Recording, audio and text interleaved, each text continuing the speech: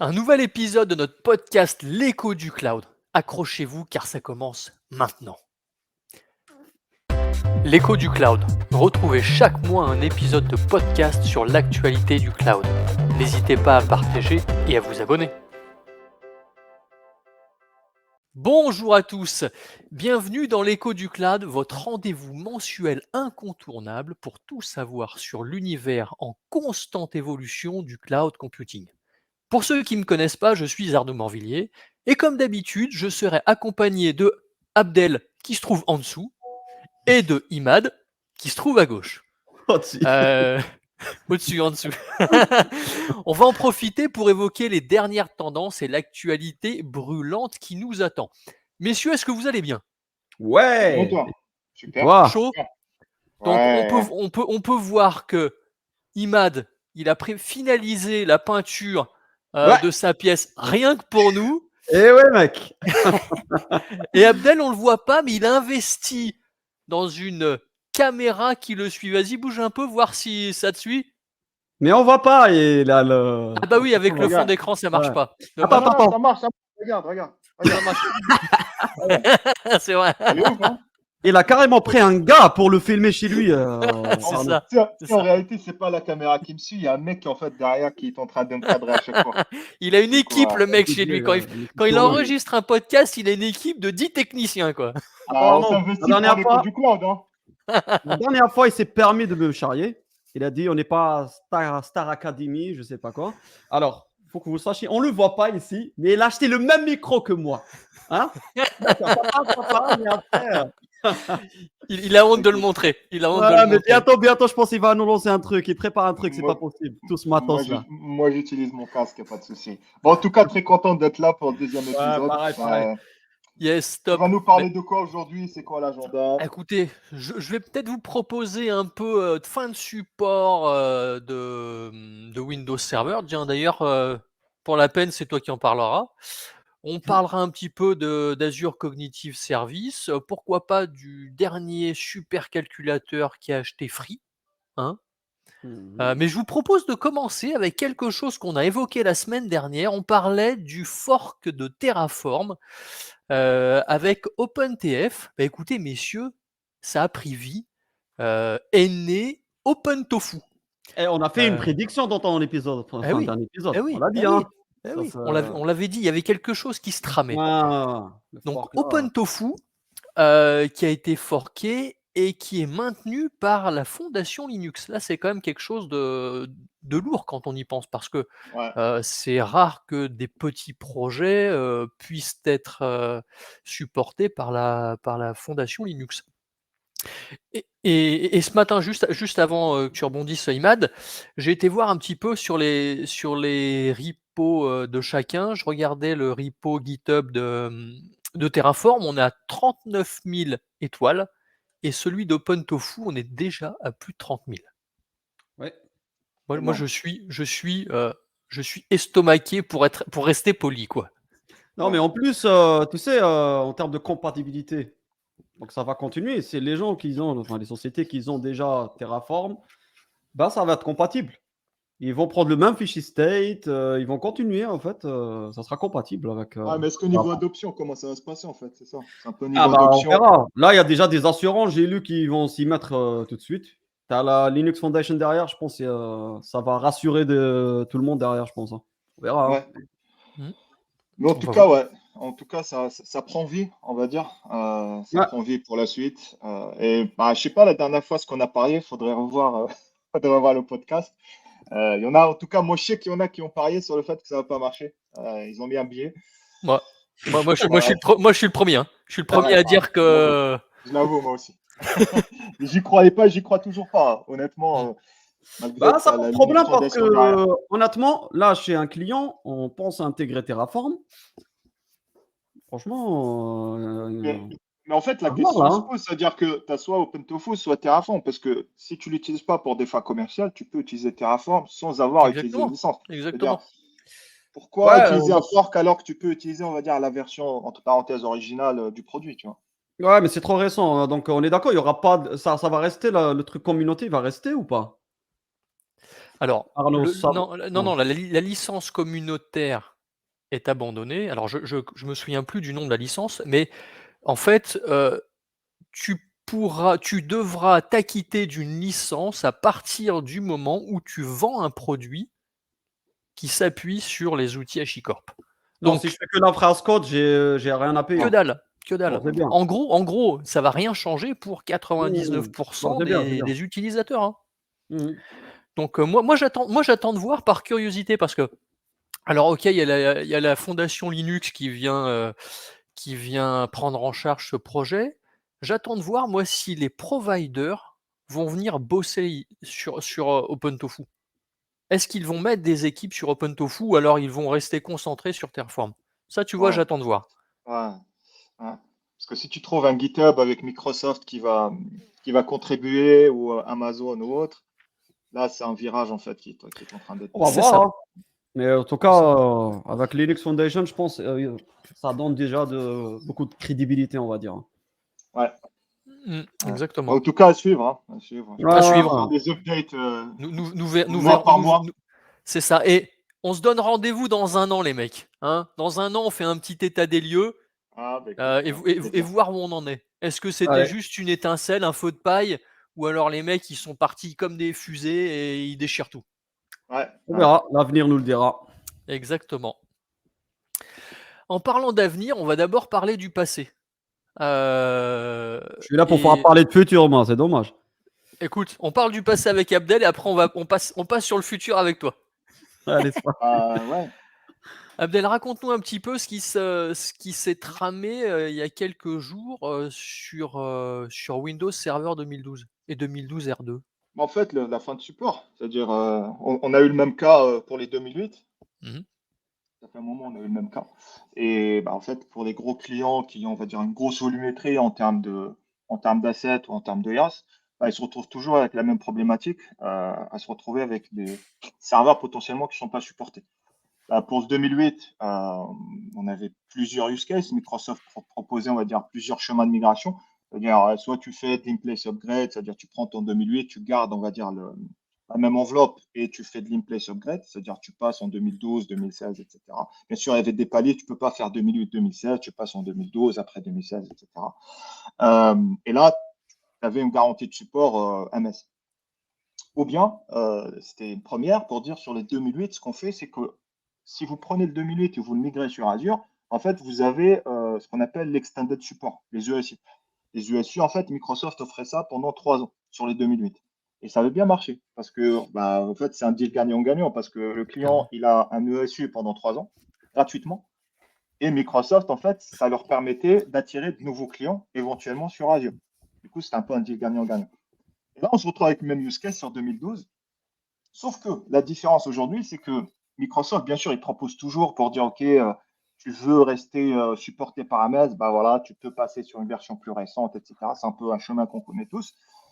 Mais à l'heure d'aujourd'hui, ce qu'ils proposent, bien sûr, c'est de migrer aussi sur Azure, c'est-à-dire l'option de migrer ton 2012 sur Azure et avoir 3 ans de support, il existe toujours. Et là, ils fournissent une nouvelle solution. C'est-à-dire la troisième solution, c'est quoi? C'est de passer par Azure Arc.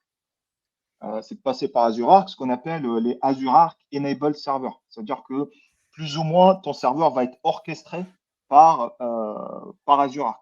On l'utilisait avant, c'est-à-dire si tu avais plusieurs cloud providers, etc., pour avoir une vision centrale, on pouvait utiliser Azure Arc.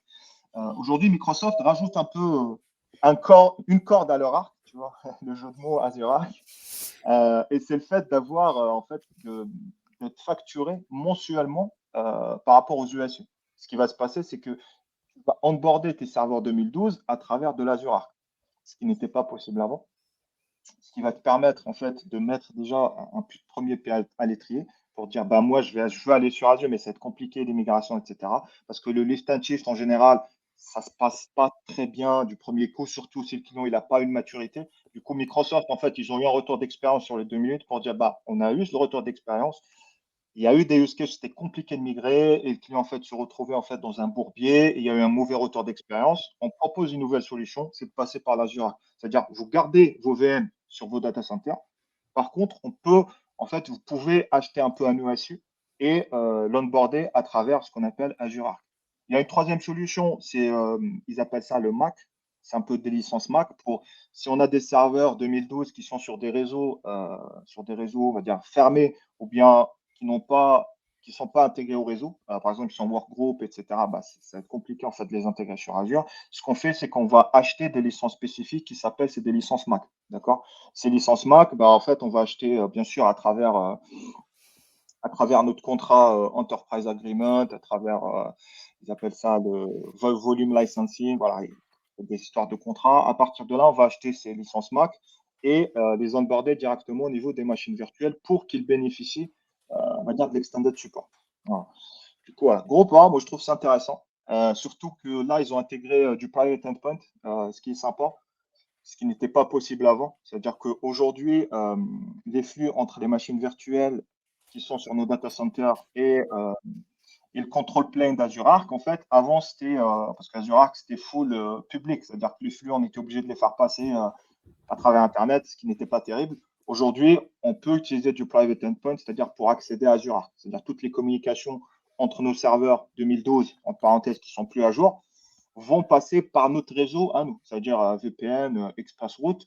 Par contre, il y a une limitation aujourd'hui pour les entreprises, on va dire, qui sont worldwide. Aujourd'hui, on peut créer qu'un seul private endpoint, c'est-à-dire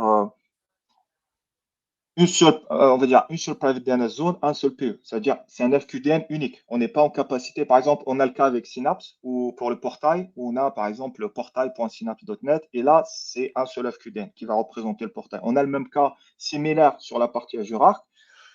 Et par exemple, si tu as une entreprise qui est implantée un peu partout dans le monde, si tu as des 2012 aux États-Unis et toi, tu as créé ton réseau en France, bah, imagine que tout le flux, en fait, il doit repasser par l'MPLS, En etc. au grosse début par latence. la France. Exactement. Bon, les flux, il n'y a pas un échange de ouf, hein. C'est-à-dire que si tu utilises juste la fonction basique d'Azure Arc, t'as pas des flux, c'est-à-dire tu as des heartbeats, tu as des échanges de metadata, etc. Mais si tu vas aller plus loin, par exemple, utiliser le peak management, des choses beaucoup plus poussées, par exemple des policiers, là, forcément, ça peut poser problème. Mais en tout cas, voilà, un peu ce qu'a proposé Microsoft. Moi, je trouve que c'est pas mal de Ok. commencer à utiliser Azure Arc, parce que Azure Arc, pour les scénarios un peu hybrides, c'est super intéressant. Tu as beaucoup d'hébergeurs aujourd'hui qui font de l'infogérance, qui se basent sur ça. Tu avais Econocom à une époque qui l'utilisait pour orchestrer toutes leurs assets pour différents clients à travers un seul portail. C'est génial en fait. Parce qu'avant, c'était assez compliqué. Tu avais différentes souscriptions, tu avais différents cloud providers, etc. Tu ne pouvais pas avoir une vision 360. Aujourd'hui, on peut l'avoir. Aujourd'hui, je veux dire, avec Azure, on pouvait l'avoir avant. Aujourd'hui, c'est un peu amplifié, quoi. Ok. Donc, de ce que tu es en train de dire et de ce que je comprends aujourd'hui, simplement en exécutant un script sur ton serveur actuel, tu vas pouvoir remonter cette VM, ce serveur directement sur Azure Arc. Ouais, C'est ça. Donc on simplifie un maximum la ouais, gestion de la bien VM. sûr. Parce on parle même plus de je la prends de mon environnement privé, je la bascule sur Azure, ça nécessite un peu de temps. Même si c'est pas un gros travail, on peut avoir un certain nombre de VM et ça peut prendre un certain temps. Là, c'est simplement Ouais, exécuter un script afin de le remonter, hop, dans Azure Arc, qui est en fait un portail unique pour faire de la gestion, heu, multi-cloud, pour faire exactement. simple. Ouais, Et ouais, ouais, évidemment, on ne peut enfin, Azure Arc ne fait pas que de la VM évidemment, hein. Là, bien sûr. on parle de VM pour du Windows Server, mais c'est vrai, c'est quand même super, super intéressant et on parle d'Azure Arc, mais celui qui a de l'argent, qui a du temps, et ben, il se dit: «Écoute, moi j'ai un serveur, 2012 R2, 2012, moi je suis un fou, moi je veux passer dans l'ère du cloud, et ben, je vais prendre un peu de temps et je vais potentiellement transformer mon application en service PaaS». Ce Et qui ça, peut c'est être pour alors du SQL, par exemple. Tu peux le du faire SQL ou de l'app parce que service si tu as du exactement. service web, Parce que mais je j'ai veux dire bossé pour Windows c'est Server, mais c'est valable aussi pour SQL, hein, parce que le ouais, ouais, ouais, SQL 2012, fin de support aussi, on a le même use case. tout à fait. Bon alors c'est évidemment pas les mêmes efforts en termes de On est migration, d'accord. mais bon, On est d'accord. celui qui veut vraiment franchir un cap et se dire: «Écoute, moi le legacy c'est bien, mais je vais de l'avant», ça peut être une Ouais. excellente, une excellente nouvelle. Ouais, en tout cas, pour un peu Microsoft, on voit qu'ils poussent de plus en plus les clients pour venir sur Azure. C'est-à-dire Mm. qu'aujourd'hui, bien sûr, les deals sont toujours intéressants pour les clients, mais l'idée à la fin, c'est qu'on puisse basculer, on va dire, au fur et à mesure sur le cloud public qui est Azure, quoi. C'est là. Et c'est là que c'est marrant parce que tu te dis finalement, à une époque, euh, Microsoft, Microsoft a simplement lancé une petite ficelle comme ça dans une entreprise. Hop, Ouais, tu t'es dit, allez, moi je vais faire du SharePoint, je vais faire de l'Exchange, j'ai des machines VM, j'ai des machines Windows. Et puis petit ouais, à petit, tu vois, ils tirent, et puis hop, plein de choses se greffent, tout ton SI ouais, se greffe, et ils te tirent tout doucement vers le cloud, euh, et avec un seul contrat finalement. Parce que ça reste c'est à du contrat l'avantage. Microsoft, donc alors je Ouais. vais pas dire c'est d'une Bah, c'est simplicité une de fou, ligne, mais hein. C'est une ligne dans le c'est contrat, en fait. Voilà, c'est une ligne dans la exactement, facture. C'est une ligne dans la facture à exactement, la fin du mois. Bah, exactement. c'est un peu ça aujourd'hui la force de Microsoft, c'est-à-dire par rapport à leur service, c'est l'écosystème en fait qu'ils Mmh, offrent. mmh, mmh, mmh. C'est tout l'écosystème, c'est-à-dire tu veux faire de la messagerie, on a de la messagerie, tu veux faire des outils collaboratifs, on a ça, tu peux faire du IaaS, bah, on peut fournir ce service, de la base de données. En fait, c'est un peu tout cet écosystème. Ça ne veut pas dire que Google ou AWS ou Alibaba n'ont pas ça, mais on va dire les clients ils sont plus habitués à travailler avec des outils Microsoft. Voilà. Ouais, bah, tout simplement parce que et Google ou Alibaba ou Amazon, c'est pas leur cœur de métier, quoi. Amazon, c'était le retail, C'est Google, ça. c'était de la pub sur internet, Alibaba, bah, enfin, je sais pas si c'est né d'AliExpress, donc potentiellement du retail aussi, mais effectivement, là, c'est quand tu vois qu'un un acteur, c'est fait bénéficier ou en tout cas profite de son cœur de métier pour, construire un écosystème complet, c'est quand même un Ouais. truc de fou. Et là, vous voyez, je suis pas dans les autour de moi là, je suis pas dans les Là, c'est data de data centers de center. Microsoft, hein, parce que je pourrais pas rentrer moi, hein. Malgré mon pull, ils me laissent pas rentrer les mecs, hein. Il a des entrées, il va te laisser. Tu vois. Il va te trouver deux, trois entrées, y a pas de Ah, souci. on va voir, on va voir. On va arranger ça.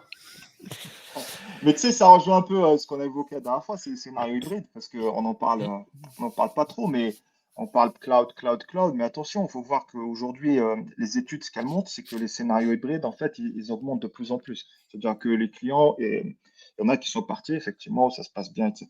Et il y en a qui sont partis, mais qui ont ralenti, en fait. On peut dire, OK, le cloud, c'est bien, mais il faut une gouvernance, il faut un suivi, il faut des gens compétents, il faut du temps aussi, parce que voilà, l'adoption cloud, c'est quelque chose qui prend du temps. C'est pas en 6 mois, une année, même si on met tous les moyens possibles et imaginables, ça va pas se faire. Parce que l'adoption, voilà, ça nécessite, on va dire, de l'évangélisation, de l'éducation en interne, etc.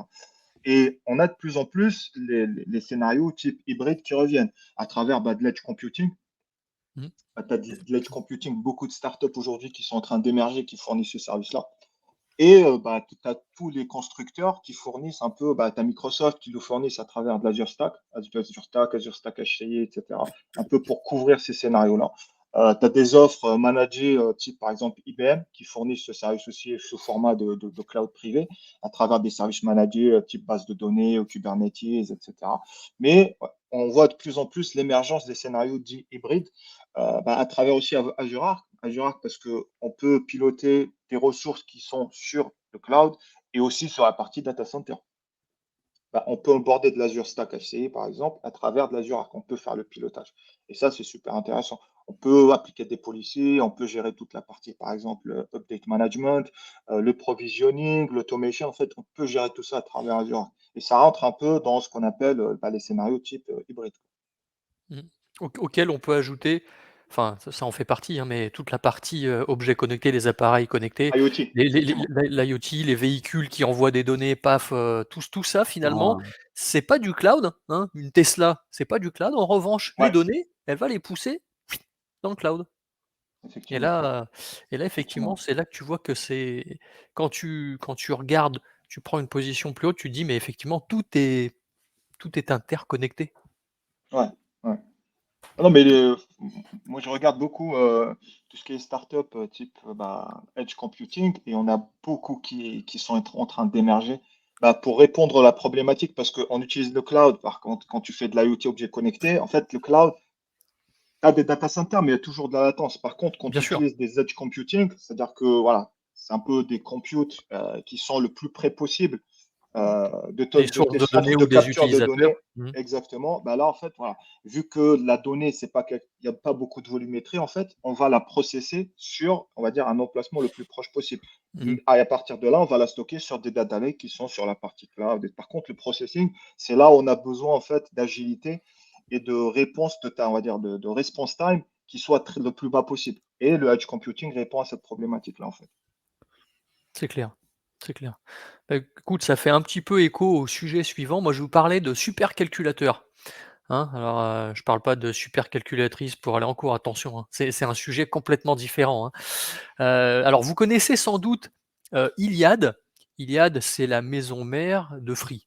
Free, si tu connais Free, tu as tout compris. Donc à la fois de Free et de Scaleway. Et la maison Ili l'entreprise Iliad a décidé d'investir fortement dans la puissance de calcul en investissant plus de 200 millions. Donc, bon, je sais qu'IMAD, c'est quoi? C'est 6 mois de salaire, 200 millions.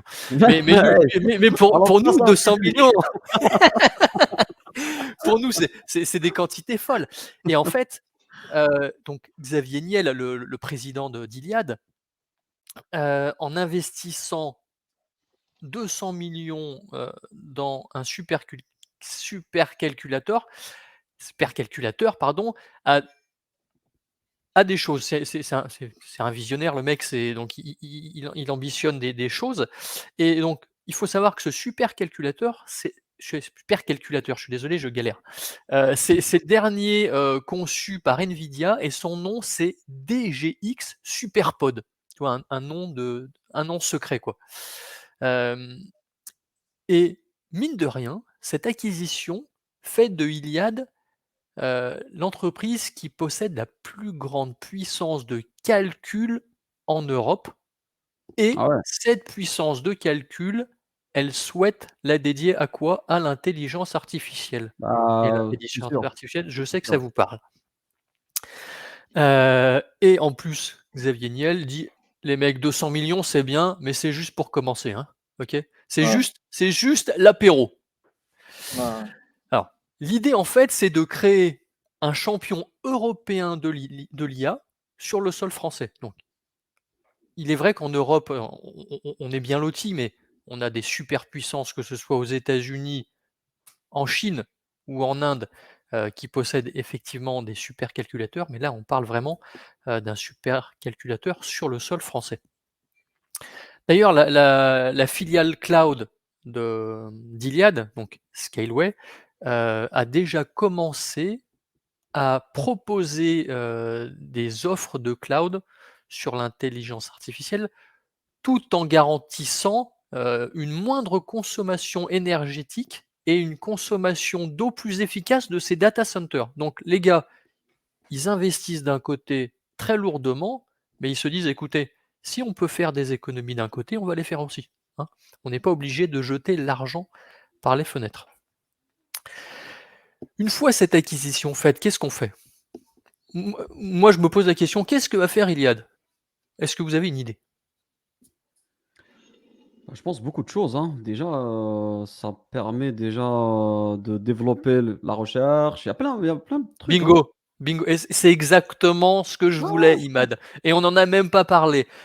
Ah oui? Iliad souhaite créer un laboratoire de recherche sur l'IA en y mettant les moyens, comme on a pu le voir, 200 millions, Non, mais c'est et, clair, hein. et en recrutant les meilleurs. Parce que, ok, t'as beau avoir une Ferrari, mais si c'est Marcel, ton voisin, qui la conduit, je suis pas Le bon pilote. certain. Voilà, exactement, il faut le bon pilote, il faut les personnes qui ont le plus d'expertise sur ces sujets-là. Ah, c'est clair, c'est clair. Et d'ailleurs, pour les petits curieux, le mois prochain, Scaleway organisera, donc c'est le 17 novembre, donc à peu près un mois près, la conférence européenne qui se veut la référence en termes d'intelligence artificielle. Donc, on attend plus de 1000 personnes à l'incubateur Station F, donc d'Iliad, hein, qui est assez connu. On va y trouver des experts du domaine de l'IA, évidemment, pour discuter des dernières avancées, de l'impact sur les entreprises et surtout les tendances futures. Parce que on investit, c'est d'ailleurs c'est un investissement. C'est on acquiert un supercalculateur pour se projeter et proposer des nouveautés, dans les années futures. Non, mais c'est des infrastructures, hein, donc il faut investir dans ce C'est genre ça, d'infrastructures. Comme c'est les ça. autoroutes, tu investis Exactement, dans exactement. ah, pareil pour maintenant, tu obligé, hein. Tu obligé à un moment d'investir et sachez que, pour les petits curieux, ceux qui sont intéressés, vous aurez la possibilité de rencontrer Xavier Niel, lors de cet événement. Mmh. Donc je sais pas ce que ça vous évoque, mais moi je trouve ça complètement fou. Bah, Bah, il c'est était temps, hein. clairement Il Franchement, est ça il va était il temps, était hein. temps. Il même était en termes temps, de ouais. croissance économique parce que, de toute façon, c'est connu, quand tu investis dans les infrastructures Juste, on ah, passe du forfait téléphone 2 € à un investissement de 200 millions sur un supercalculateur. Ouais. ah, ce gars-là, c'est un visionnaire aussi, C'est ça. Xavier, hein, donc là, tu peux imaginer un marché qui va se créer en Europe. On a peut-être les grands projets de recherche, ils sont pas obligés d'aller aux États-Unis, mais pour rester en Exactement, Europe. exactement. Rien que On ça, va hein, même en France, on va ouais. pouvoir conserver les ressources humaines, qui ont de l'expertise sur ces sujets-là, en Europe, et une fuite de talents peut-être un peu moindre, vers, comme tu le dis, vers les États-Unis, la Chine, l'Inde, la Ah, Russie, enfin Ouais. c'est un sujet de souveraineté aussi, hein. Tu sais, parce bien sûr. qu'on parle Moi, je parlais beaucoup plus de ça, effectivement, souveraineté plus, ouais. souveraineté, parce que je pense que le virage du cloud, bah, on revient un peu au cloud, le virage du cloud en France et en Europe, il n'a pas été, on va dire, ils s'y A sont été pris un peu. raté. Voilà, il a été raté pour être clair. Et là, ils essaient, tu as des initiatives pour dire, ouais, on va avoir un cloud souverain, etc. Mais je pense que voilà, le train est déjà très, très loin. Le TGV, il est très, très, très loin. Il n'y a pas moyen de le rattraper. Par contre, sur l'intelligence artificielle, bah, je pense qu'ils ont appris de leur leçon sur la partie un peu cloud pour dire, bah, sur cette techno, bah, on a raté le virage. C'est dommage. Par contre, sur l'intelligence artificielle, bah, là, tu vois, il y a des initiatives, malgré que moi, personnellement, je trouve que c'est un peu en retard parce que les gens ont déjà investi. Tu prends par exemple les acteurs que tu as évoqués, que ce soit aux États-Unis, en Chine, en Inde, ça fait peut-être 5-10 ans qu'ils investissent dans ce genre de technologie. C'est-à-dire les Mmh. 200 millions, ils les ont investis, ça fait peut-être 5 ans, 10 ans qu'ils ont investi ça. Mais c'est bien, il y a un début à tout. C'est-à-dire que c'est une très bonne initiative. Ça permet en fait de rassurer aussi bah, toute la partie, bah, tous les chercheurs, tous les gens en fait experts aujourd'hui en France ou en Europe qui travaillent sur ces technologies, bah, pour les attirer pour des projets intéressants, plutôt que de partir aux États-Unis ou autre. On verra sur quoi ça va déboucher. Si on aura des modèles qui seront développés, quelle offre de service va être offerte, comment les entreprises vont pouvoir bénéficier de cette puissance de calcul, parce que C'est ça, l'objectif, en hein. fait, c'est ça à la fin. Tu vois, on commence par une phase de recherche, d'investissement R&D, et à la fin, c'est de sortir avec un produit, on va dire, qui sera utilisable par les entreprises. Voilà. Et à un prix concurrentiel aussi. C'est un Bien peu sûr. ça, parce qu'on est sur un marché mondialisé. Et si tu peux avoir le service à moindre coût, bah, tu partiras en Inde, tu partiras en Chine. Voilà. J'attends de voir. En tout cas, super intéressant pour une histoire de souveraineté. Moi, je trouve que ça peut être Mmh mh, mmh. une initiative. Ah, Ouais. c'est très bien, c'est très bien. Ouais, et ça peut peut-être aussi libérer les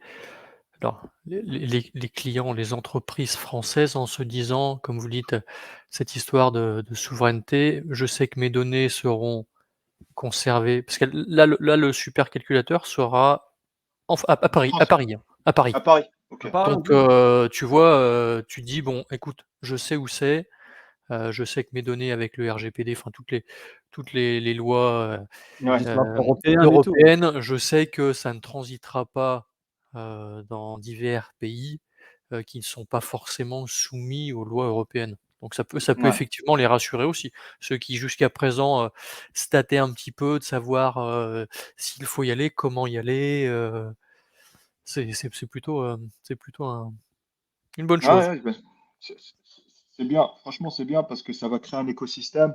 Si c'est bien investi, ça va créer un écosystème par la suite parce que ça va suivre. Il y aura un écosystème, bah, tu auras plein de startups qui vont un peu tourner autour. Et autour des startups, bah, forcément, il y aura un écosystème économique à travers du recrutement, de l'expertise, etc., etc. Même la concurrence, peut-être ça va stimuler la concurrence, Ouais, d'autres acteurs, ils vont dire: «Bah, allez, on va créer notre, supercalculateur aussi». c'est Bah, ça. tiens, tu parles de concurrence. Aujourd'hui, l'un des concurrents de Scaleway en France, c'est notamment OVH. OVH, ouais. OVH qui possède également des data centers, et eux, peut-être, ils vont peut-être un peu faire la grimace, parce que voir arriver un concurrent qui tape un peu, qui investit, ça va, comme tu le dis, peut-être les pousser. Allez, nous aussi, hop, on vide les poches et on remet un billet en plus, et on essaie encore Non, d'y aller plus loin, quoi. quitte à chercher d'autres investisseurs, à Ouais, c'est prêter. ça, c'est ça, c'est Bon, ça. l'argent, il coûte un peu cher en ce moment, mais à Écoute, Ouais, mais voir. j'ai 15,56 € dans ma poche.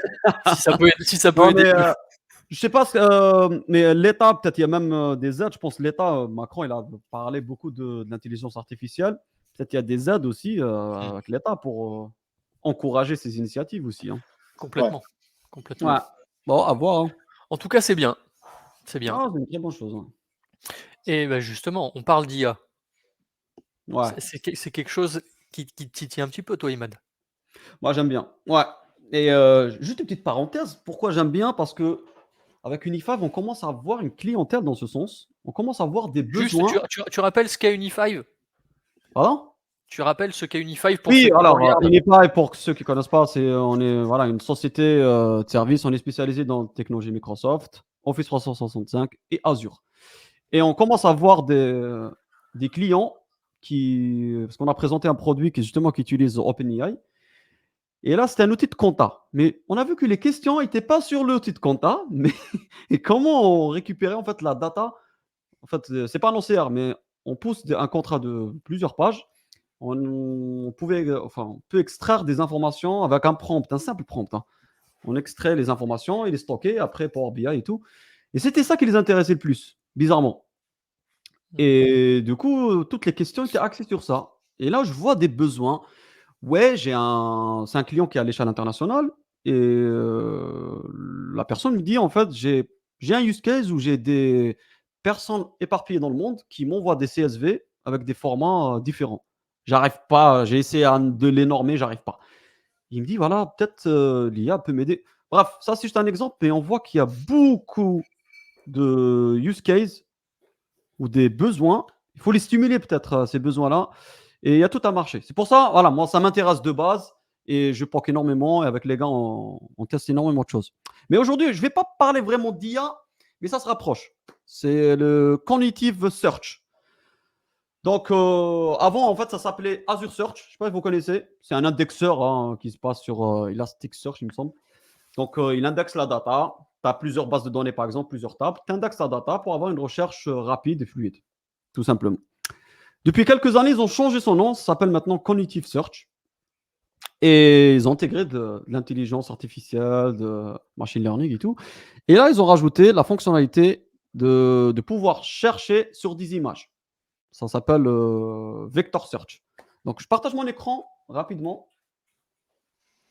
Une démo. Ah, j'hésite, je sais pas. Vous m'avez laissé en dernier, j'hésite. Non, je vais pas. Allez, Arnaud, tu as été sage, je te fais une petite démo. Ça, c'est sympa, ça. Allez, ouais, c'est mon côté sympa, ça. Alors, donc, rapidement pour expliquer comment ça marche, vous allez voir, c'est simple. Hein.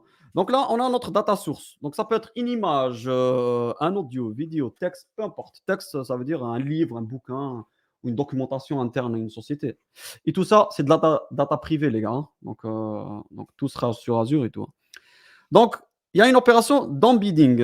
Embedding, là, c'est quoi? En fait, on va faire appel à machine learning qui est entraîné. Prenons l'exemple de images, par exemple. On va prendre un machine learning qui est spécialisé dans les images, qui est entraîné à reconnaître les images. Par exemple, tu lui mets une image d'un chat. Ici, dire ça, c'est un chat, un bébé. Tiens, ça, c'est un bébé habillé en rouge. Il classifie toutes les informations. Et comment il classifie tout ça? Via des vecteurs. OK? Du coup, ensuite, tout ça, c'est indexé. Donc, ils ont rajouté sur Azure Cognitive Search de pouvoir indexer des vecteurs. Donc, non seulement il stocke des vecteurs, il va les indexer pour que la recherche soit plus rapide. Ensuite, attends, il y a la caméra qui bouge. Moi aussi, j'ai un caméraman chez moi, je ne le savais même pas. Ouais, ça me suit, bah. Je sais pas pourquoi. En fait, vous êtes dans la même pièce tous les deux. Hein. Puis Ouais, il y a ouais, chacun. on a loué la même équipe. C'est le même caméraman. C'est le même caméraman. Du coup, tout ça, ça sera indexé. Si tu veux faire une recherche en input, que ce soit une image ou un texte, peu importe, hein. Même si tu indexes une image, tu mets un search, enfin un texte en entrée, ça le trouve, hein. Tu mets une image, tu cherches avec une image, pareil. C'est ça qui est puissant. Donc, il faut faire toujours l'embedding. Bon, ça ne le fait pas automatiquement. Il faut faire appel à un machine learning. Je vais vous montrer après, hein. De toute façon, on a le cognitive service de Azure qui le fait. Donc, on appelle une API, on lui dit tiens, j'ai un texte, donne-moi le vecteur. On récupère le vecteur. Azure Search le prend comme entrée. Et là, il va calculer, voir le vecteur le plus proche, le plus similaire en tout cas. Il va donner un scoring, il va les lister. Allez, démo. Allez, go. On va voir comment ça c'est fait derrière. Je vais commencer par un exemple de texte, hein. On va commencer simple. Donc ici, j'ai un JSON qui contient plein de data sur les services Azure. OK? Mhm. Donc c'est un JSON, hein, tout simple. Bon, on peut imaginer que c'est une base Cosmos DB, par exemple, hein. Donc qu'est-ce que je vais faire? Je vais indexer tout ça. OK? Donc on va passer par une...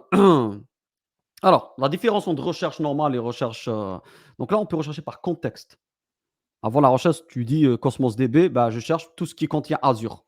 C'était une recherche simple. Là, on va aller plus loin. Là, je vais chercher par contexte. Je vais lui dire, par exemple, sans moi tout le service qui me gère un jump server, qui me gère l'identité. Il va comprendre selon le contexte grâce à la vectorisation. Il va trouver. Allez, on va passer à la démo. Donc ça, c'est ma data. Première phase. Donc, on va commencer par l'embedding. Donc, ce que j'ai fait ici, donc grâce à l'IA, je fais du Python maintenant. Je ne connaissais pas avant, hein. Voilà. Donc, moi, je viens du .NET, mais... Donc là, j'ai une fonction qui génère l'embed. OK? Donc, dans ce use case, j'ai fait exprès. J'utilise OpenAI. Rapidement, comment j'appelle ça? Je vais aller sur Azure. En fait, tu peux choisir comment tu embeds ta data, hein. Soit tu prends OpenAI, soit tu prends Cognitive, le service cognitive Microsoft. Là, j'ai fait exprès, j'ai pris... Alors, je vous montre. Là, c'est Univive IA, là. Donc, on vous crée une ressource, hein, sur Azure.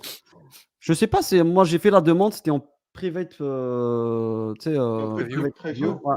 Maintenant, je sais pas si c'est j'ai pas vu, mais moi j'utilise ça, ça fait un bon moment. Je sais pas s'ils ont ouvert ou pas. Ensuite, on va créer un modèle. J'ai créé un modèle, enfin un deployment qui se base sur un modèle. Vous allez voir. Pour dire, j'utilise ce modèle-là, qu'est-ce qui se passe? Il veut s'authentifier. Allez.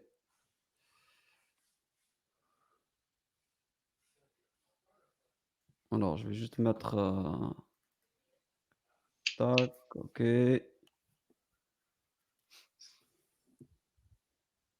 Ça va venir. C'est bon. Allez, je vous remets l'écran ici. Alors, donc là, ça, c'est un écran c'est le Azure OpenAI Studio. Donc, je compte sur toi pour flouter après, mon cher ami. Donc là, j'ai créé embedding. C'est un deployment. Vous faites juste créer deployment ici. Tu choisis ton modèle de base derrière.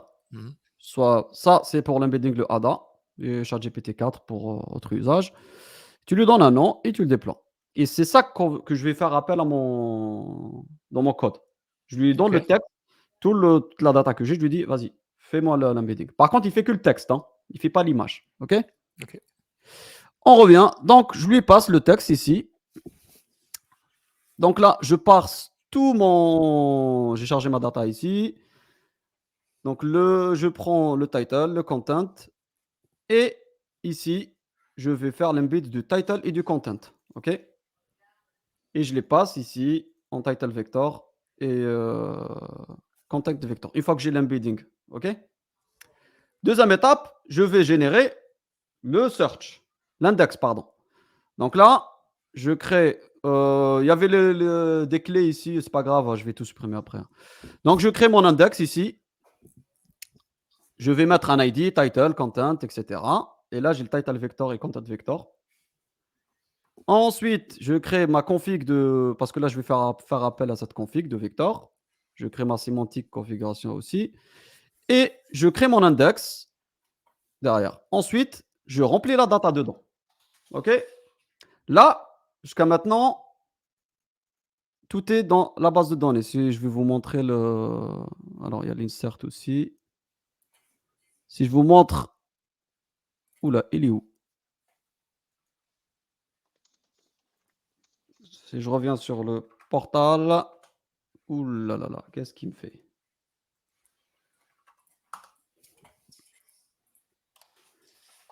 Donc là, on va accéder à l'Azure Search, ok?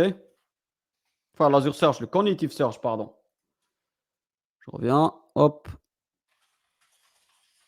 Donc là, il m'a créé un index que j'ai préparé, qui est là. Unified Index. Donc là, vous voyez que ici, j'avais mon fichier JSON, mais en plus, j'ai le vecteur ici, ok?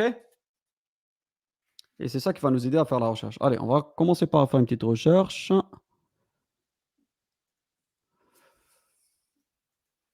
Allez, donc ici, donc j'y vais, je lui dis donne-moi un tool like Jump Server. Et ça peut prendre anglais ou français, c'est ça qui est bien, hein.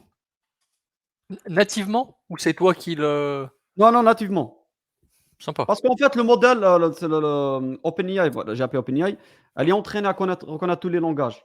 Mais le vecteur, il est indépendant, en fait, il est agnostique de la langue, le vecteur, c'est des chiffres, tu vois. Ouais, c'est vrai, c'est vrai. Et là, on va faire une recherche. Là, je lui dis, donne-moi tout ce qui va servir à Jump Server dans toutes mes ressources. Qu'est-ce que je vais faire derrière? Donc, je prends cette query. Je vais appeler Generate Embedding. Je vais appeler OpenAI et je vais créer un embedding de ce search aussi. Je récupère le vecteur. Ensuite, je cherche avec ce vecteur. OK? Et là, je lui dis pas de recherche textuelle, mais je cherche juste avec le vecteur. Mais je peux combiner les deux, hein. Je peux Ok. rechercher, par exemple, telle société, ça dépend ce que j'ai indexé, en plus de la recherche vectorielle. Et je lui dis, retourne-moi ça. Allez, c'est parti. Exécution.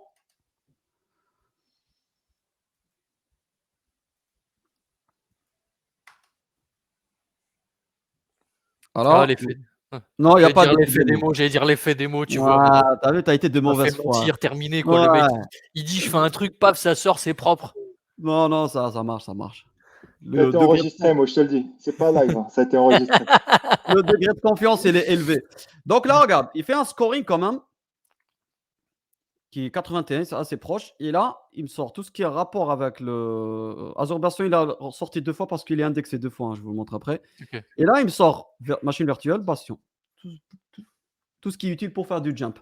Là, allez, je vais faire maintenant Auth 2, par exemple.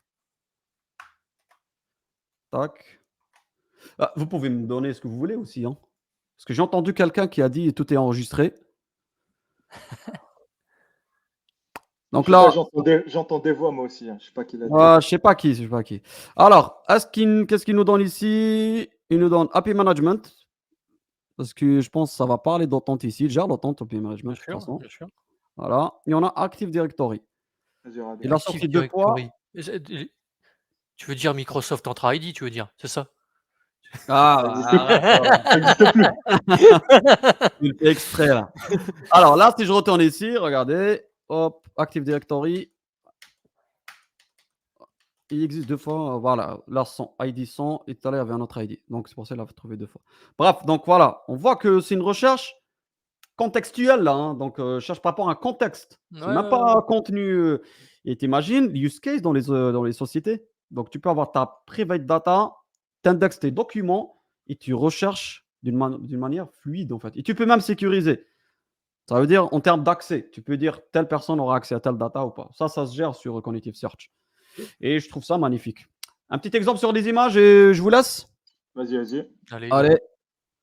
Donc, même principe. Je vais... C'est déjà quand même, enfin, avant de passer sur les images, c'est quand même Ouais. déjà balèze, hein, parce que Ouais. simplement en fournissant, je veux déployer un bastion ou je veux mettre en place de l'hôte 2.0, il arrive à te sortir les services. Bon alors. Ouais. Donc, t'imagines d'autres use cases maintenant? Ouais. Dans moi, la doc, ce qui m'explique comment je déploie en respectant les rules de ma société, les bonnes practices. Tu Ouais, vois, tu peux imaginer plein de use cases, hein, c'est clair. business ou. Allez, maintenant une petite search avec les images. Alors, pour la petite histoire, j'ai généré 3 images. Une, je vais vous montrer rapidement. Hop. Donc, là, J'ai fait 3 images, hein. Une d'un bébé dans le cloud, ok? Celle-là. C'est mid-journée, là, hein, j'utilise mid-journée. Ça, c'est un homme qui est habillé en costume dans une plage. Et une femme dans un désert, ok? Donc Ces ça, 3 c'est des images images que tu as générées au travers mid-journée. d'une C'est une autre IA qui te mid-journée. génère des images, OK. ok? Je les ai stockées, je les ai indexées. Même opération que tout à l'heure, hein, tu fais l'embedding. Par contre, Ouais, je l'ai OK. fait avec cognitif, tu sais, le service cognitif de Microsoft. Parce que OpenAI, elle prend pas l'embedding des images. OK. Pas pour l'instant, en tout cas. Ensuite, donc, tout est indexé. Et là, je vais chercher. Donc là, je lui dis, par exemple, query, cherche-moi une femme, tu vois, dans ma base de données. Allez, hop. Donc là, j'ai 3 types d'images, hein. Là, j'ai fait un code ici, il va me faire apparaître l'image qui a le scoring le plus élevé, hein. D'accord. Voilà. Donc là, tu vois, il a pris Picture 2. Ça, lui, il y a une femme habillée en rouge dans le désert. Les autres, 58, c'est le scoring le plus élevé. Donc là, il m'a sorti l'image, elle est là. Et encore, Elle est là.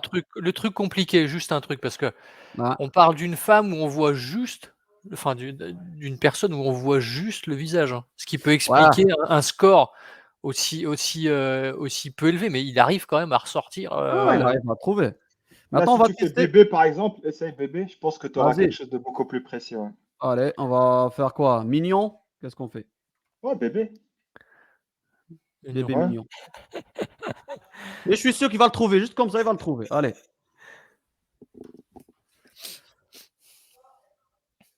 Allez, donc là.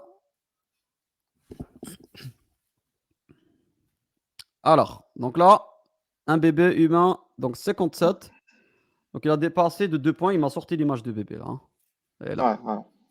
Et j'ai des mignons, tu vois? C'est Ouais, ouais, ouais, Ouais, c'est ça ouais. qui est fou, je trouve. c'est Et clair. on peut chercher même par une image. Donc là, je vous ai pris une image, par exemple, d'un bébé. OK? Donc c'est là où, tu imagines, une application tu as une application, par exemple, de e-commerce. Tu veux acheter un pull, tu n'arrives pas à trouver, à le décrire. Tu le prends en photo, tu le mets dans la boutique et bam, ça va te retrouver La le pull, correspondance, en fait. Ouais, la correspondance, voilà, le pull qui se rapproche le plus de ton style. ouais, ouais. Ou tu dis même, voilà mon style, trouve-moi un truc qui va avec mon style dans ma boutique, tu vois? Le nombre d'applications là, il est, voilà, il est fou. Alors, donc si je prends par exemple, voilà, c'est cette image là, hein. Il est beau ce bébé, hein, il est mignon. Ouais. Je l'ai trouvé sur internet, bref. Donc, allez, c'est parti, j'exécute.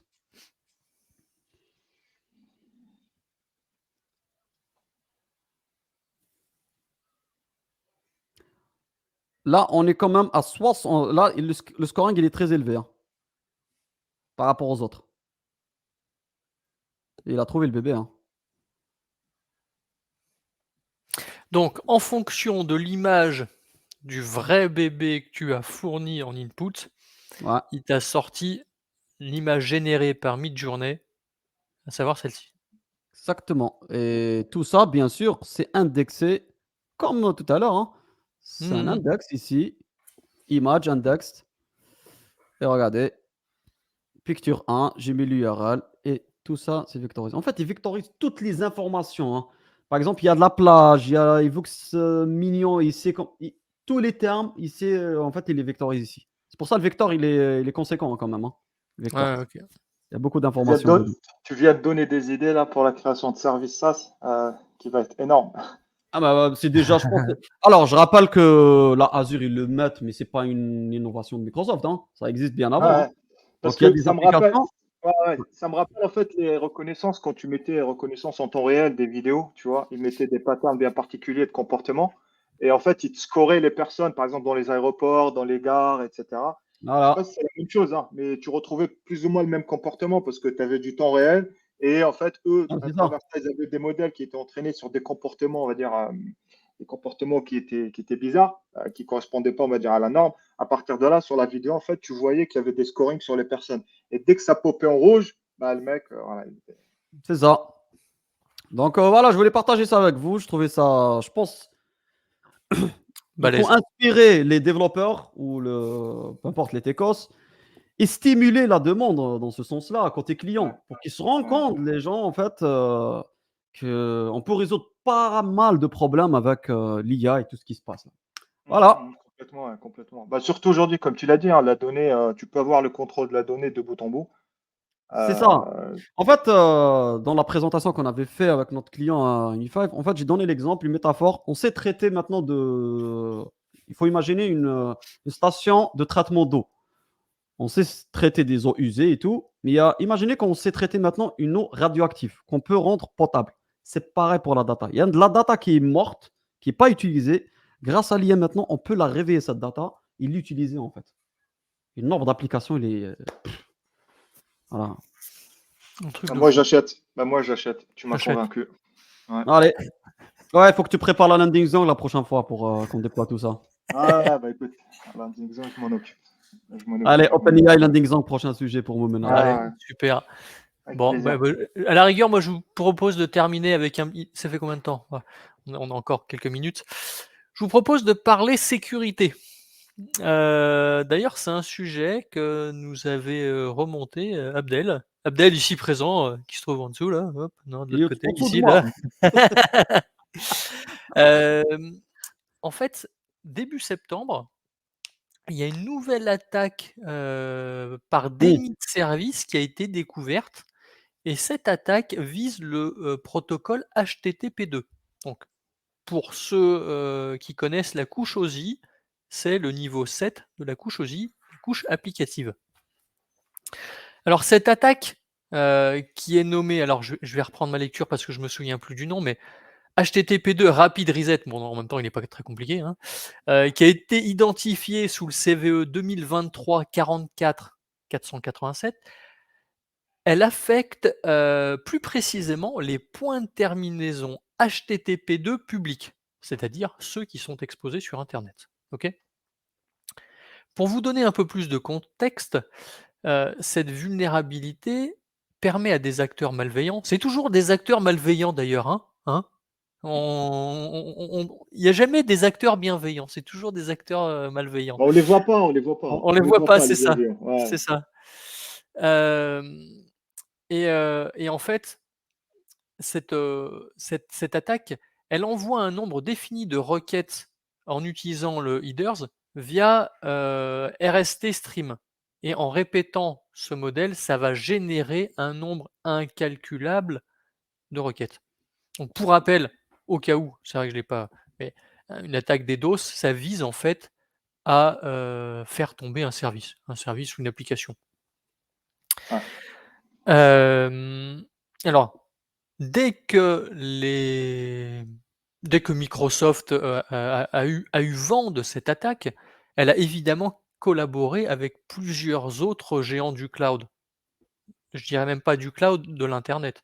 Je pense Ouais. à Amazon, à Cloudflare, Google. à Google, et l'idée c'était de trouver un plan de divulgation et de mitigation coordonnée. Parce que, OK, on a identifié une faille, comment on se met en ordre de marche tous ensemble pour essayer de minimiser et de trouver des corrections à cette faille. Donc Microsoft a proposé plusieurs correctifs, que ce soit pour 2IS, pour .NET, mais aussi pour Windows, qui ont été mis à disposition dès le 10 octobre 2023, donc dans leur correctif hebdo, mensuel, enfin correctif habituel. Et aujourd'hui, on pourrait se dire: «D'accord, j'ai cette faille, comment j'aurais pu ou comment je peux minimiser finalement une attaque DDoS sur mon service ou sur mon application?» Nous, on travaille sur Azure. En tout cas, nous 3 travaillons sur Azure et on a un service, on a même 2 services qui proposent, l'utilisation d'un WAF, justement, un Web Application Firewall, pour tenter de réduire, minimiser ces attaques. On a tout d'abord le service Azure Front Door et ensuite le service Application Gateway. Donc on va pouvoir finalement utiliser des règles de protection, par exemple, contre les bots qui va offrir une protection contre les bots, encore une fois, malveillants qui sont connus, cette fois-ci. On va pouvoir, par exemple, mettre en place du filtrage IP pour surtout pour interdire du trafic provenant, d'adresses IP que vous auriez potentiellement identifiées comme malveillantes. On peut également, imaginons qu'un acteur on sait qu'un acteur, alors je ne vais pas préciser un pays pour pas me faire d'ennemis, mais on connaît un pays, qui est source, d'attaques très récurrentes et que, en tout cas, pour mon service ou mon application, normalement, il n'y a pas vocation que des personnes de ce pays viennent consommer. Donc je peux, potentiellement interdire ce pays de pouvoir consommer mon application ou mon service. Et enfin, on peut mettre en place du rate limiting. Donc du rate limiting, c'est ce qui va permettre de limiter pour bloquer, automatiquement du trafic HTTP ou HTTPS, sur votre application. Voilà. Donc aujourd'hui, on sait que c'était une attaque, énorme. C'était l'une des plus grosses attaques DDoS de ces dernières années de C'est la mémoire, hein. plus grosse, hein. La C'est la plus plus grosse, grosse. voilà. Ouais, Donc, c'est la plus grosse. numéro 1 les mecs, ils ont tenté et donc, voilà comment, en général, ça se passe pour tenter de résoudre, heu, de manière collégiale, ce ou de résoudre, de contrer en tout cas de manière collégiale une telle attaque et comment plus spécifiquement sur Azure vous avez la possibilité de vous y protéger. Ouais. Et c'est quand même, Après, on a un mine effet de rien, pervers aussi, hein. On a un effet pervers, hein, parce que là, on parle des protections, mais sur la partie cloud public en général, c'est que le but du DDoS, c'est comme tu l'as dit, c'est l'interruption de service. mmh, Un peu submerger le service à travers des requêtes pour que le service soit plus disponible. Ça, c'est le premier, on va dire, c'est le premier, on va dire, impact. Deuxième impact, c'est quoi sur le cloud? C'est que vu qu'on a du scaling, et voilà, c'est ça. Et niveau coût, bah, voilà, c'est un peu ça ce que ça va faire. C'est que niveau coût, ça va multiplier par 10, par 20 la facture mensuelle. C'est-à-dire que le service, effectivement, il va peut-être pas tomber, il sera dégradé en termes en termes de SLA. mmh, Par contre, en termes de facture, bah, ça va doubler, tripler, fois 10, fois 20. Microsoft aujourd'hui, ce qu'il fournit, c'est le service DDoS Protection, c'est-à-dire qu'on peut être couvert sur le service DDoS Protection. De base, il faut savoir que c'est activé par défaut sur, on va dire, sur toute la partie périmétrique, c'est-à-dire tout ce qui touche un peu au VNet, Subnet, etc., IP public. Voilà. À la limite, ça sera l'IP public. À partir de là, on a une protection dite basique. Si on veut passer sur une protection dite standard, c'est là où le service il va être plus intéressant. Parce qu'en fait, on sera couvert par rapport à ça. Si on a du scaling qui est causé à travers un DDoS, bah, Microsoft ne va pas le facturer. On sera tout de suite contacté par un ingénieur support pour essayer de troubleshooter, voir en fait, voir les impacts côté client et comment on va dire rétablir le service. Ça, c'est super intéressant. Il faut savoir que quand on souscrit à ce service, c'est un peu un forfait où on peut l'activer pour un certain nombre d'adresses IP. C'est-à-dire, je ne vais pas pouvoir dire que je l'active que pour une IP parce qu'on va, en fait, du côté de Microsoft, c'est des IP publics. Qu'il y ait de l'app gateway, du reverse proxy, du firewalling, peu importe, c'est une adresse IP publique en fait. C'est au nombre d'IP publics où on va l'activer. C'est-à-dire, il y a un certain nombre quand on l'active. Il faut savoir que c'est mensuel aussi.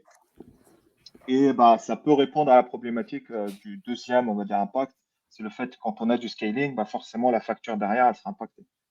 Et si on est sur un mode standard, Microsoft ne va pas normalement facturer en fait ce delta qu'on a par rapport à d'habitude.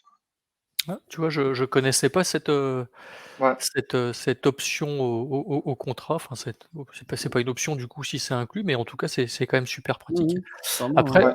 après j'ose espérer quand même que le gars, qui, prévoit de l'autoscaling, c'est bien, hein, mais quand même des limites à un moment, hein. Tu peux pas scaler indéfiniment. Enfin si, techniquement tu peux, techniquement tu peux, mais il faut Ouais. avoir un portefeuille qui soit suffisamment, Ah, je suis d'accord. grand pour Ouais. pouvoir absorber. Alors Bien sûr. c'est vrai qu'on a effectivement d'habitude, quand tu as une attaque de ce type-là, tu sais qu'elle dure que quelques heures. Ça dure pas sur des mois et des mois. Parce que sur quelques heures, OK, ça va scaler, ça devrait redescendre par la suite. Alors que si c'est sur quelques mois, non. Normalement, tu as mis des garde-fous en place pour éviter de scaler indéfiniment. Tu as mis en place du monitoring qui dit: attention mec, ça scale, attention mec, ça scale, attention mec, ça scale», tu vois? Et, Ouais. mais en tout cas, c'est vrai que c'est quand même super intéressant à savoir parce que moi, personnellement, je ne le connaissais pas. Mm. Mais c'est un truc de fou. D'ailleurs, en parlant de ça, on parle de sécurité. J'essaierai la prochaine fois, j'avais vu un jour une équipe dédiée Microsoft qui accompagne les clients justement dans leur résolution d'attaques, de cyberattaques. Alors j'ai plus en tête le nom, de cette équipe, mais j'essaierai de retrouver ça parce que ça peut être intéressant. En fait, tu as une équipe, dédiée Microsoft qui vient aider les clients, Bah, tu lorsque l'as en fait, lorsque ça, c'est quand tu as par exemple du ransomware. Quand tu avais du ransomware, ouais, à l'époque, en fait, tu avais des équipes Microsoft spécialisées qui travaillaient jour et nuit en fait pour résoudre ces problématiques chez les clients. C'est-à-dire que tu c'est avais ça. des équipes en France, il y a ces équipes-là. En fait, c'est des équipes qui sont pluridisciplinaires, hein. C'est-à-dire ils font pas que des ransomware. Ils font de l'Active Directory, ils font de la sécurité AD principalement. Et à partir de là, dès qu'il y a eu les ransomware, ils ont tous basculé sur une équipe un peu support, accompagnement de résolution de ce genre de problématiques. Après, tu Après, as d'autres teams, c'est la Blue Team et la Red Team. Et Blue Team, c'est une équipe un peu défensive, c'est-à-dire c'est chez Microsoft, c'est des équipes cybersécu. Et la Red Team, c'est un peu l'équipe Pentest, c'est-à-dire que tu as une équipe Mmh. qui attaque et une équipe qui défend. Voilà. Ça, c'est des équipes un peu globales qu'ils appellent Blue Team et Red Team, quoi. question, Moment, quand tu as un ransomware, c'est mort si tu pas de backup, donc team ou pas, j'ai envie de dire, Non, non, Ouais, non, ils ont ouais, ouais. tou Microsoft a toujours, enfin, non, je vais pas dire toujours, mais c'est sûr que si tu arrives les mains dans les poches, ça va être plus compliqué. Ouais. Je l'avoue, je vois je pas ce l'avoue. qu'ils peuvent T'as faire, pas «Oh les hein, mecs, si, on n'a rien mis en place, on n'a pas de protection, est-ce que vous pouvez nous aider?» oui, il y a plus je vois pas ce personne qu'ils qui peuvent va. faire, sérieusement, Ah hein. ouais? Ah, mais tu sais que tu as toute la partie investigation aussi. Tu as investigation, tu as la partie recovery, il y a beaucoup de choses à faire. Ça veut pas dire que, Mmh. oui, effectivement, pour tous les grands groupes, tu imagines bien qu'il y a déjà des process en place, hein. C'est pas le voisin Marcel d'Armure qui Ouais, va on est rajouter dans d'accord. son garage, tu vois, où il n'y a pas de backup et autres. Oui, oui, oui, OK, écoute. J'ai retrouvé messieurs, j'ai retrouvé le nom de l'équipe. C'est la Microsoft Incident Response et en Ah, fait, elle intervient donc pour accompagner les clients, pour éliminer encore une fois les acteurs malveillants. Mais ils sont partout ceux-là, hein. Ils embêtent tout le monde et j'ai quelques exemples. Alors, je vois qu'en par exemple, en 2022, elle a aidé le gouvernement de l'Albanie à se remettre d'une cyberattaque sophistiquée. Donc, je suis désolé, je lis, hein, donc l'attaque a été menée par un acteur parrainé par un État et a impliqué à la fois un ransomware et un Weeper. Bon, je suis désolé, je ne sais pas ce qu'est un Weeper. Elle a pu aider le gouvernement à isoler les systèmes affectés, à éliminer les attaquants et à restaurer ces systèmes en pleine fonctionnalité. Donc, je ne sais pas ce qu'elle a fait, mais à la fin, l'Albanie lui ont dit merci. ouais. C'est Merci, bien. merci monsieur, Médaille. dame. Merci, monsieur, dame. J'ai encore un autre exemple. En 2021, elle a aidé une grande entreprise de services financiers à répondre à une attaque de ransomware, ce dont tu parlais tout à l'heure, Abdel. L'attaque a été particulièrement dommageable car elle a chiffré les données des clients de l'entreprise, mais l'équipe a aidé l'entreprise à décrypter les données et à restaurer ses systèmes.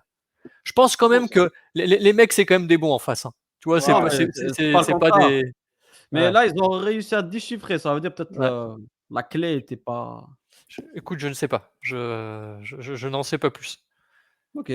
En tout cas, il faut savoir que si un jour, monsieur, dame, vous êtes impacté par Faut contacter, hein. une attaque cyber, bah, vous avez cette équipe. Alors peut-être qu'il faut un contrat, je Ouais, saurais ouais, pas vous bah dire, oui. hein. Ouais, ouais. Il faut déjà un contrat Je avec le pense mec, pas c'est qu'elle sûr. arrive: «Bon les mecs, nous on a de l'argent plein les poches, on aide tout le monde», hein.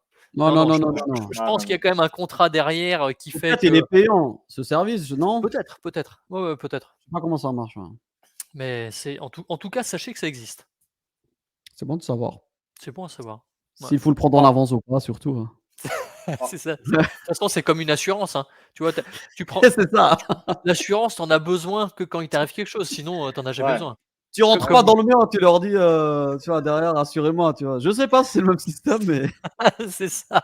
Mais tu sais, avec C'est la ça. vague de ransomware, je pense que toutes les entreprises se couvrent par rapport à ça. Hein. Tu vois, ils se posent tous la même question pour dire, tu mets si ta je main me à prends couper ou pas? ransomware. 440? Ouais. Ah, je Ah pense ouais? qu'ils T'es sont sûr? tout Ouais. équipés. Ouais. 440, ouais. 440. Ok. Ils devraient, enfin, selon moi, hein, les entreprises du CAC 40 devraient à minima avoir les ressources internes pour gérer ces sujets. Après qu'ils aient besoin d'un accompagnement Ouais, supplémentaire, c'est sûr. d'accord, mais tu peux pas me dire, je sais pas, je vais pas donner de nom, mais je suis, tu vois, c'est pas dans le CAC 40, je suis même dans le CAC 3. Tu vois, c'est dans Ouais. les 3 premiers, les mecs, on n'a rien nous, hein. Nous la sécu, on sait pas ce que c'est. Non, ça C'est marchera un pas. Ouais. Non, c'est juste de la j'ai pas dépense. dit, ils savent pas, j'ai pas dit ils savent pas, mais qu'il y a des négligences. Ah oui, Ah, bien sûr. tu sais, les négligences, il y On en a a tout le partout. temps, Hein. les Tu gars. prends les négligences, il y en a partout. Mais on parle du fait d'avoir souscrit à des services Ah oui, oui, oui, oui, d'accompagnement, de voilà. résolution. Autant pour moi. On est Oui, bien sûr, d'accord. bien sûr. Ouais, Ah bah oui, oui. oui, c'est sûr, c'est sûr. Mmh.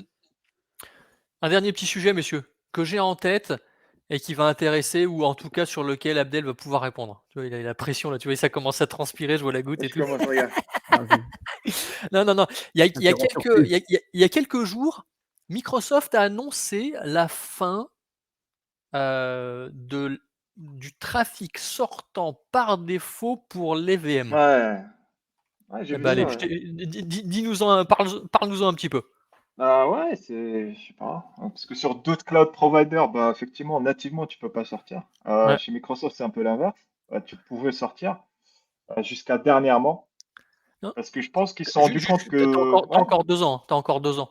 Tu vois, ils nous préparent simplement ouais, mentalement. ouais, ouais, parce qu'ils se sont rendus compte, tu vois, aujourd'hui, toutes les implémentations, toutes les landing zones, on va dire un peu matures, ou bien tout ce qui est accompagnement pour move to cloud, adoption, bah, cette fonctionnalité, elle n'est pas vraiment utilisée. Sortir Mmh. directement sur Internet, ça marche pas parce que tu as toujours un firewalling, les clients ils mettent toujours du firewall et à partir de là, ils modifient les règles de routage par défaut.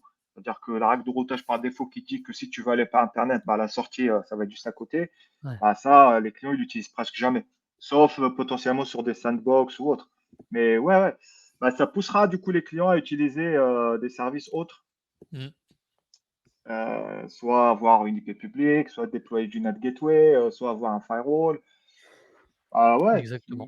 je trouve que c'est une suite logique, hein, parce qu'aujourd'hui, il n'y a pratiquement personne qui utilise cette fonctionnalité nativement. Tu vois, tu sors directement sur Internet, bon, ok, on applique Oh, les règles de routage, tu passes par un firewall, proxy, voilà. c'est quand même pratique quand tu fais des POC, hein. Ouais, ouais, c'est pas faux, Bon, c'est après, pas tu faux. fais pas de POC en production normalement, mais Ouais, ouais, non. Quand tu as un environnement carré, un environnement entreprise, bah, c'est c'est ça. très rare, presque jamais, que cette fonctionnalité soit laissée. Tu fais Ah toujours ouais. des POC en VM, toi? En fait, pour être très honnête, aujourd'hui, j'ai un souci chez l'un de mes clients, avec une app service. Sauf que, je suis assez limité en termes d'outillage sur l'app service, donc j'ai dû déployer une VM. J'ai dû déployer une VM pour investiguer davantage. Alors je sais, Une c'est moche, fois. c'est moche, c'est moche ce que je dis, Tu dû déployer un AKS, ça aurait été mais plus simple. mais attention, on est sur de l'investigation, de la résolution d'incidents. Ouais, ça va. C'est juste pour ça. Ouais, ça Ah, va. je sais pas, pour l'époque, tu utilises la VM quand même, pour l'époque. Moi, j'utilise la VM pour l'époque. Tout dépend quoi? Tout dépend quoi? Ça dépend ce que tu fais, hein. Ah bah, je sais IMAD, pas. il POC, sandbox, dev, recette, intégration, UAT et tout, c'est du conteneur. Ouais, mais Ouais, quand non, il je m'appelle, comprends il me dit, pas, ouais, bien, non, non, non, pas du tout. t'as pas un Non, DNS, t'as pas un firewall à côté pour plugger dessus. non, Il est non, bien mais, content que j'ai de la là, VM à côté. franchement, la dernière fois, je l'ai fait. Enfin, j'allais le faire après, on a trouvé la société. Je me rappelle pas quel use case, bref, où j'avais besoin d'une VM pour voir les flux et tout. Mais ça a marché, je sais pas pourquoi, mais je l'ai pas fait, du coup. Mais j'allais le faire, hein. Bah, non, c'est pratique Oui, oui. ponctuellement. Mais Mais Ah c'est tiens, bah ça oui. serait bien qu'ils nous fassent un petit service de check. Enfin, t'as le Watcher, Network Watcher et tout, mais des fois, mmh, c'est pas assez. ouais. En tout cas, c'est un levier supplémentaire pour éviter l'exfiltration des données. Donc, Ouais. Mmh. c'est toujours bénéfique, hein, c'est bon à Ah, prendre. C'est bon à prendre. Bien sûr. Bah, ça n'empêchera pas les gens de déployer une machine virtuelle avec une IP publique où tu as du RDP sur all. Bien sûr, Hein. Ça n'empêchera pas les gens de le faire, mais voilà, quoi. c'est Ça clair. reste une porte en moins qui est fermée, quoi. C'est vrai, Ouais. c'est vrai.